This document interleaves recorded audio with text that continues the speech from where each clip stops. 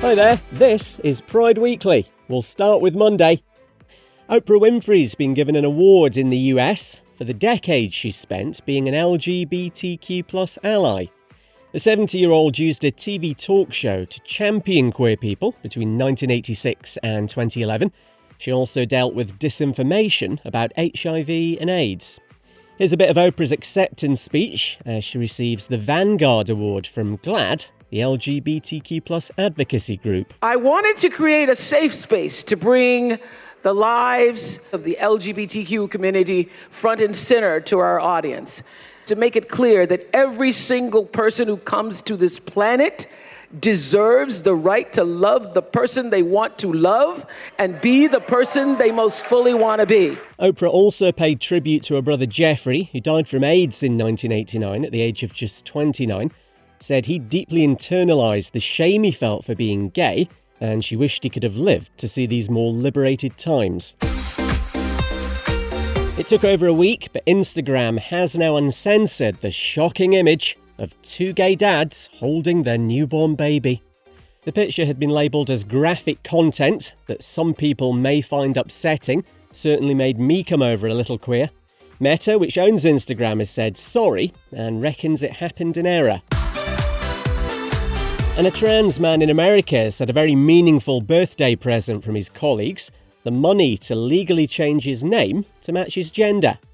Matthew, who's been working at Starbucks in Michigan for a couple of years, had been struggling for a long time to save up, can cost as much as $500, so all his co-workers chipped in, and he says he's blown away by the gesture. It's Pride Daily for Tuesday. Generally, if I go anywhere near a gym, I all but burst into flames. They're not for me, but I might give this one in America a try. A member of Planet Fitness in Alaska has been banned for taking a photo of a trans woman in the female locker room and harassing her. The gym has what it calls a judgment-free zone, allowing people to use their facilities that best align with their gender identity. Patricia Silva's made a video about having her membership revoked, so we can all bathe in her awfulness. I took a picture of him and I asked him, why are you there? You're a man with a penis. Why are you in the women's locker room? And he justified by saying, I'm queer LGB. And I said, you shouldn't be in the women's locker room. Well, I left. And as I said this morning, I got canceled. The gym says she broke its rules about taking photos of people in its locker rooms. Getting closer to same-sex marriage in Liechtenstein after legislation was approved by Parliament there. Don't start buying confetti just yet though, it probably won't come into effect until January 1st. About 40,000 people live in the country, which borders Switzerland and Austria. It's had same-sex civil partnerships with limited rights since 2011. And the Japanese Society of Gender Identity Disorder is dropping the word disorder from its name. It's an organisation that's been around since 1999, promoting research on transgender people. The change reflects guidance from the World Health Organization to say gender incongruence instead. It's Pride Daily for Wednesday. This claims hundreds of brand new books, many of them about LGBTQ+ people, have been chucked in the bin at a school in New York. The Department of Education there is investigating.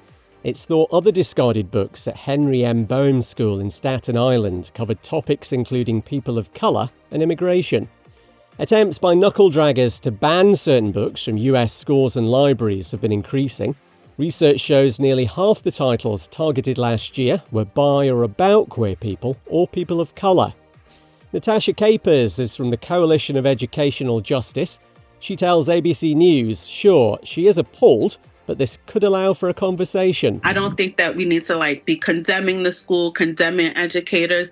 We are all in this learning process, but I do hope that they get some additional resources to have these conversations about why did we throw out these books? Why did we not think that they were acceptable to children? New York's Department of Education says students can read about the diverse people and communities in society.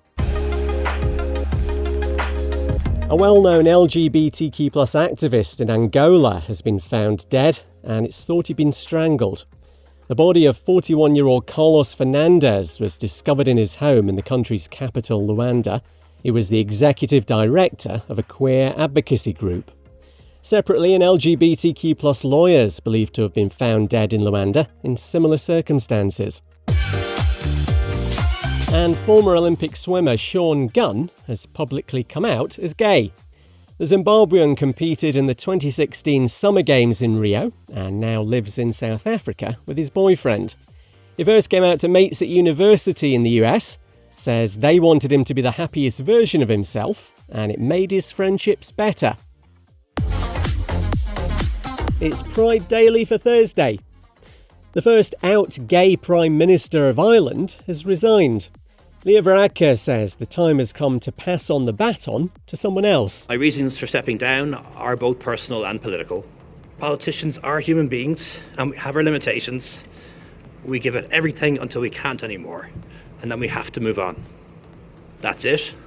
I have nothing else lined up. I have no definite personal or political plans, but I'm really looking forward to having the time to think about them. The 45-year-old became the country's first openly gay Taoiseach in 2017. He stepped back from the role in 2020 as part of a coalition deal, but returned 2.5 years later. During his time in office, Varadkar has introduced laws to ban conversion therapy and overturn historic convictions for gay sex. Plus, he spoke with the Pope about LGBTQ+ issues back in 2018. A transgender woman will be allowed to join the youth wing of India's armed forces. Kerala High Court's upheld an earlier ruling which said the National Cadet Corps can't exclude Hina Hanifa. She'd applied after having gender-affirming surgery and obtaining an identity card. The National Cadet Corps Act still prevents trans school and college students from joining, but it hopes it could now be amended. And don't expect much from me this October, because that's when new Heartstopper's out. Hold all my calls, Cynthia. The announcement's in a behind-the-scenes video from Netflix, which sees some of the characters at a fun fair. Season 3 will go deeper into Charlie's mental health struggles and how his sister Tori's been affected. Plus, we're promised things will be getting steamy between Nick and Charlie. Ooh. It's Pride Daily for Friday. We'll start with new hopes for a cure for HIV. The virus has successfully been removed from infected cells by scientists in Amsterdam using a gene editing tool, technology that's Nobel Prize winning, fancy. It works like scissors to cut out bad bits of DNA. A cure's still a good while off because lots more safety checks are needed, but ultimately the aim's to be able to rid the body completely of the virus. Jonathan Stoyer is a virologist and tells the BBC he's cautious but optimistic. The experiments we've heard about are in cells. They're not in humans or primates, but there is every hope that this kind of technology will be useful in the future. As things stand, HIV medicines can stop the virus progressing, but they can't eliminate it. After Russia outlawed the non-existent international LGBT movement a few months ago, now comes the first criminal case.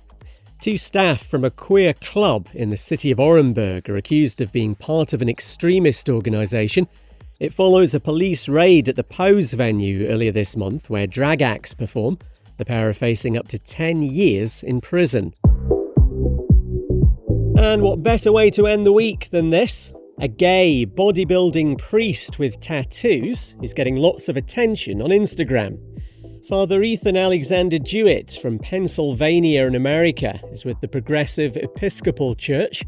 He started bodybuilding while at university, and all his flexing on the gram, as I believe people approximately half my age like to say, is seeing him go viral. The 52-year-old says some guys call him father, whilst to others he's daddy. It's a quick extra Pride Daily for Friday because conversion therapy's been banned in New South Wales and Australia. Legislation's been passed after a long overnight session in Parliament. There were 22 votes in favour and 4 against. It outlaws attempts to suppress someone's sexual or gender identity. The ban will take a year to come into effect. Penny Sharp's leader of the government in the Legislative Council. What New South Wales has done today is to say to our LGBTQ community that you are fine just the way you are, and that we will look after you and that we will protect you. We also have said that harmful practices have no place in New South Wales. And Attorney General Michael Daly says it's momentous. History is made, and our friends in the LGBTQ plus community deserve that history. Thank you. The state is the fourth in Australia to ban conversion therapy, with 2 more thinking about it. You can subscribe to Pride Daily on Spotify or wherever you get your podcasts. Amazon Music, YouTube Music, Apple Podcasts. We're everywhere, even under your bed. And please tell all your friends about us. It'll be one more thing you have in common. I'm Kev McGraw. See you Monday.